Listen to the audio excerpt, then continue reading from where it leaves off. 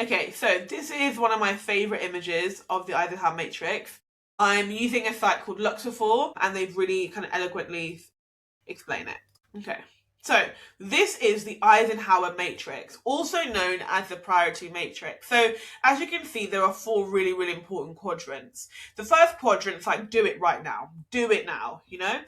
The second one is decide, so you schedule a time to do that task. The third is these things that are not as important. So delegation, who can do it for you? You might be a CEO running a business. Do you have a staff member? Do you have an assistant? Do you have a colleague? Do you have, who can you rely on? Do you have a parent? Depending on what the task is. And again, if you're picking up your kids from school, you've got to do a master's. Can your partner pick up your kids for you, or your significant other? So again, it's about navigating through that. Can you get a nanny and stuff like that? Really, it's about thinking about who can do it for you. And then deletion, eliminate it. It's not relevant, it's not necessary, it's not important.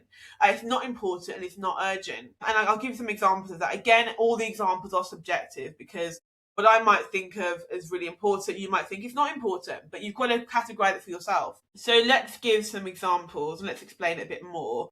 The important and urgent is the do. You've got to do it, okay? Because these are tasks with your clear deadlines, high stakes outcomes, so crises, emergencies type deadlines, assessments, assignments, things like that, applications. Important and not urgent, so you schedule it or you decide when you schedule it. Things like long-term strategic planning, if you want to, move your business, if you want to increase your revenue by 9, and you're building phase 1 right now, you're not going to work on phase 3 now. You're going to work on phase 1 initially and get the project running. So looking at that relationship building, that personal development, and then we have that not important and that not urgent. So that not important and urgent rather, and that's the delegation element. And really simply, those are tasks that you need to be done but don't require your specific expertise, often interruptions from others. And then finally, it's the not important and the not urgent. That's the deletion tasks, and that's distractions and busy work that should be eliminated. And really, what the key principles of this quadrant of this study skill is, it is a study skill, and it's looking at that urgency versus importance. Urgent tasks require that immediate attention, and these can sometimes produce stress. Whereas the important tasks contribute to long-term goals and a long-term mission. And again, I'll give some examples shortly. And then really the goal is to spend more time in quadrant 2, which is the important and not urgent.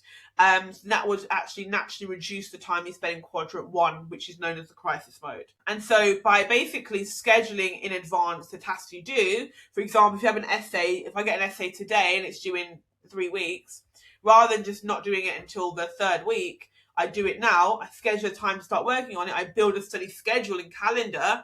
Then I won't have to be suddenly panicking in the do it right now on the day before. And that's a way you can reduce your stress.